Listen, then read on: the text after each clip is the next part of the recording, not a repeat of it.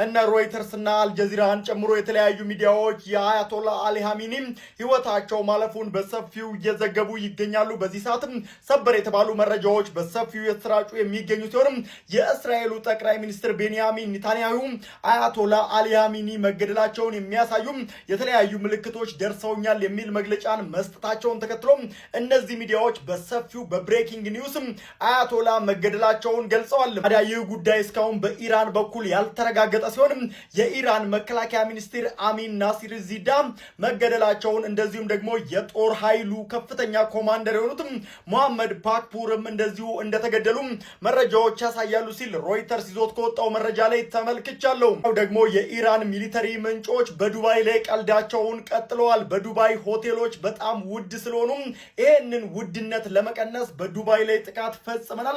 ካሁን በኋላ ለሁላችንም አፎርደብል የሆነ ዋጋ በዱባይ ሆቴሎች ላይ እናገኛለን የሚል መልእክትን እንደምትመለከቱት አጋርተዋል። ያው ደግሞ ዱባይ ባሉ ወገኖቻችን ዘንድ ሜሴጆች በስልካቸው እየተላኩ ይገኛሉ። ዩናይትድ አረብ ኤምሬት የእናንተን ደህንነት ለመጠበቅ ቀን ከሌት እየሰራች ትገኛለች። ስለዚህ ከቤት ባለመውጣት ደህንነታችሁን መጠበቅ ትችላላችሁ የሚል መልእክት እንደምትመለከቱት በሜሴጅ ተልኳል። ኢራን ቡርጅ ከሊፋ ህንፃን ለትንሽ ሳተችው። ኢራን እንግዲህ ዱባይ ላይ የድሮን ጥቃት አድርጋ ነበር። እንደምትመለከቱት ቡርጅ ከሊፋ ህንፃ ለትንሽ ነው የተረፈው። የኢትዮጵያው ጠቅላይ ሚኒስትር ዶክተር አብይ አህመድ እስከ ትላንትና ሁለት ድረስ አዘርባይጃን እንደነበሩ ይታወቃል። እዚህ ጋር የምታዩት ፒክቸር ላይ እንግዲህ የእስራኤልና የአሜሪካ ኮኦርዲኔትድ አታክ የሶሪያን አየር ክልል ተጠቅሞ በኢራቅ ተሻግሮ ነው ኢራን እየደረሰ ያለው። እንዲሁም ደግሞ ኢራን ማጸፋዊ ምላሽ እየመለሰች ያለችው በዛ ሩት ነው። አሁን ከጀርባ ላይ የምታዩት ፒክቸር ላይ ከላይ በሰማይ ያከበብኩት አዘርባይጃን ነው ጠቅላይ ሚኒስትሩ ያሉበት ቦታ።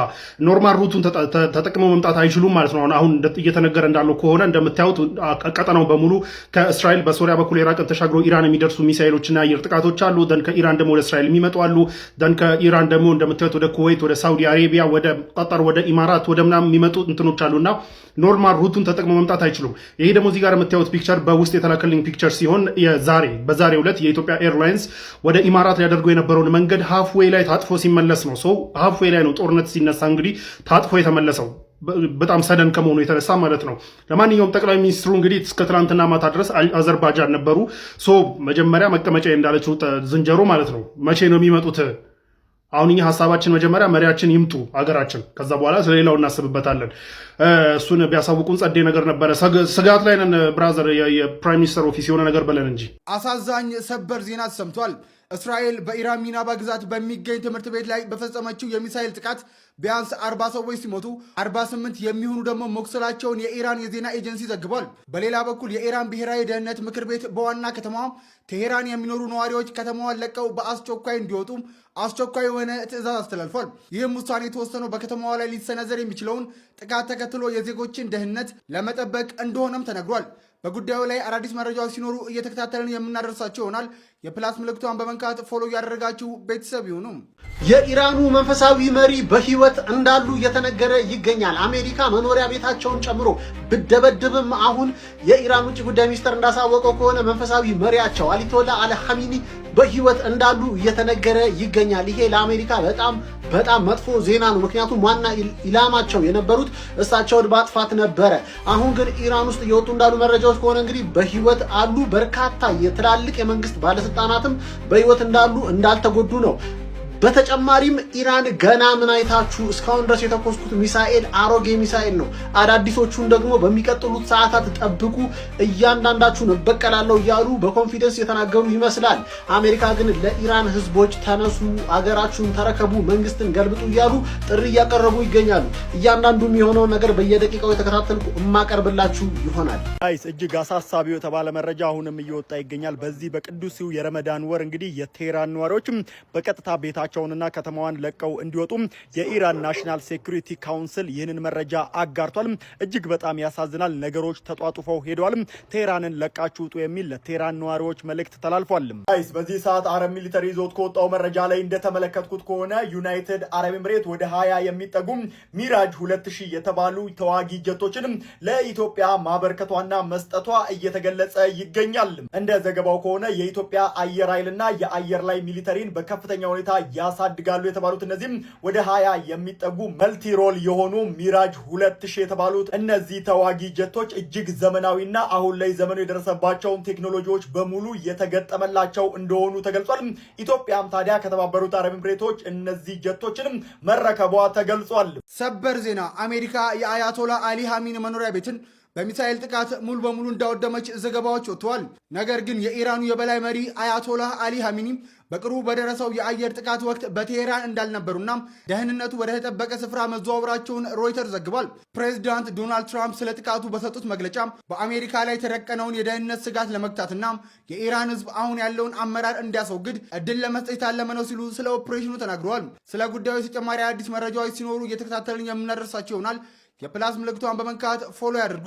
ለኢትዮጵያውያን የጥንቃቄ መልእክት ዱባይና አቡዳቢ በፍንዳታ እየተናወጡ ነው። ይህን ቪዲዮ ሼር፣ ኮፒ ሊንክ አድርጉ። በተባበሩት አረብ ኤሚሬቶች ዱባይ፣ አቡዳቢ በርካታ ፍንዳታዎች እያስተናገዱ መሆኑ ተገልጿል። ኢራን የሚመጡ አጸፋዊ እርምጃን በመስጋት የተባበሩት አረብ ኤሚሬቶች የአየር ክልሏን ብትዘጋም ፍንዳታዎች እያስተናገደች ትገኛለች። ኢራን በመካከለኛው ምስራቅ የሚገኙ የአሜሪካ ቤዞች የሚገኙ ቦታዎችን አሁን በሚሳኤል እየደበደበች ትገኛለች። ስለዚህ እንግዲህ ኢትዮጵያውያን በተለይ ዱባይ፣ አቡዳቢ የሚገኙ ኢትዮጵያውያን እንግዲህ ከቤት እንዳይወጡ ይህን ቪዲዮ ሼር፣ ኮፒ ሊንክ ፖስት አርጉት። በዱባይ ያላችሁ ኢትዮጵያውያን ጥንቃቄ አድርጉ። በአሁኑ ሰዓት እንግዲህ ከኢራን በርካታ ሚሳኤሎች ወደ ዱባይ እንደተተኮሱና እንዲሁም ደግሞ የዩናይትድ አረብ ኤሚሬትስ እንግዲህ መከላከያ ሚኒስቴር በርካታ ሚሳኤሎችን አየር ላይ እንዳሉ እንደተመቱ አሳውቋል። እዚህ ፍርስራሽ መሃልም እንግዲህ የአንድ ሰው ሕይወት ማለፉን እንግዲህ አሳውቋል። ስለዚህ በዱባይ የምትገኙ ኢትዮጵያውያን ጥንቃቄ ልታደርጉ ይገባል። ሰበር ዜና ኢራን ሳውዲ አረቢያንም ጭምር አጥቅታለች። አምስተኛ ሀገር ዛሬ ከነጋ ብቻ 5 ሀገሮችን አጥቅታለች። እሱም የአሜሪካ ቤዞች የሚገኙባቸው ስፍራዎች ናቸው። በዚህ ሰዓት በሳውዲያ ሪያድ ከተማ ከባድ ፍንዳታ እየተሰማ ይገኛል። ይሄም ያልተጠበቀ እየተባለ ይገኛል። ዩናይትድ አረብ ኤሚሬትስም ቢሆን ማስጠንቀቂያ እያወጡ ይገኛሉ ለዜጎቻቸው። እጅግ በሚያስገርም ሁኔታ ኢራን በርካታ ሀገሮችን በዚህ ሰዓት እያጠቃች ትገኛለች። የሳውዲ በተለይ ያልተጠበቀ እየተባለ ይገኛል። አዳዲስ መረጃዎች ሲመጡ አድርሳችኋለሁ። እስኪ ሀሳባችሁ እናንተ አስቀምጡ። እጅግ አወዛጋቢ ደረጃ ላይ ደርሰናል። ኢራን ዓለምን ያስገረመ ታሪክ ሰርታለች። ኢራን በታሪኳ ለመጀመሪያ ጊዜ በ6 ሀገራት ላይ ጥቃት ፈጽማለች። ጥቃቱ ያነጣጠረው በሳውዲ አረቢያ፣ በተባበሩት አረብ ኤሚሬትስ፣ በኩዌት፣ በዮርዳኖስ፣ በባህሬንና በኳታር በሚገኙ የአሜሪካ የጦር ሰፈሮች ላይ ነው። ኢራን እነዚህ 6 ሀገራት በአንድ ጀንበር ኢላማ በማድረግ ያላትን ወታደራዊ ጡንቻ ለዓለም አሳይታለች።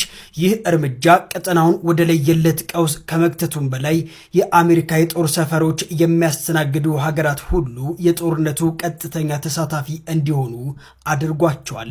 ሰበር መረጃ ተሰምቷል። ቱርክ ከኢራን ጎን እንደምትቆም አሳውቃለች። የቱርኩ ፕሬዝዳንት ረሲፕ ጠይብ ኤርዶጋን በኢራን ሉዓላዊነትና በሕዝቦቿ መረጋጋት ላይ ያነጣጠሩ ጥቃቶች በጥብቅ አውግዘዋል።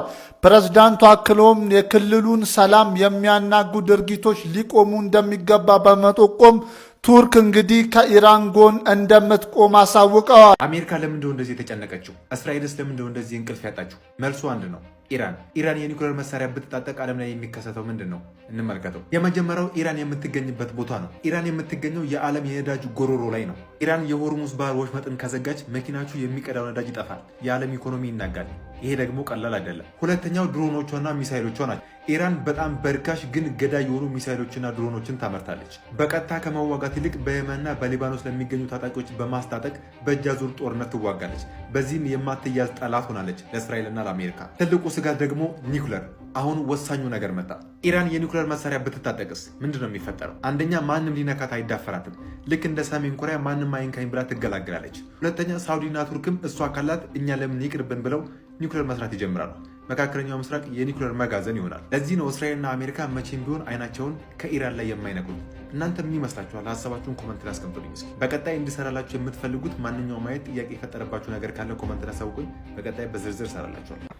ይህ የምትመለከቱት እንግዲህ የአሜሪካ ቤዝ ነው። የአሜሪካ የጦር ቤዝ ነው። እንደዚህ በጥቁር ጭስ እየወጣ የሚገኝ ፊፍት ፍሊት ወደ 5ኛ ፍሊት የሚባለው ባህር ውስጥ የሚገኙ ቤዞች ጭስ ይወጣ እነዚህ ደግሞ የምትመለከቷቸው ዱባይ ውስጥ ደግሞ ዩናይትድ አረብ ኤምሬት ውስጥ ኢንተርሴፕት የተደረጉና አየር ላይ ተመተው የወደቁ የኢራን ሚሳይሎች ናቸው እነዚህ የምትመለከቷቸው። ይህም ጭምር ማለት ነው እንግዲህ ኢንተርሴፕት ተደረጉ ሁሉም አየር ላይ እየበረረ ባለበት ሳለ ተመተው ይጣሉ ማለት ነው። እነዚህ ናቸው። ኦፕሬሽን ትሩ ፕሮሚስ 4 ደግሞ ኦፕሬሽን ሁለተኛ ቃል ኪዳን 4 በማለት ይህን ኦፕሬሽን ሰይሟለች ኢራን። አሁን ምን አድርግላችኋለሁ መሰላችሁ?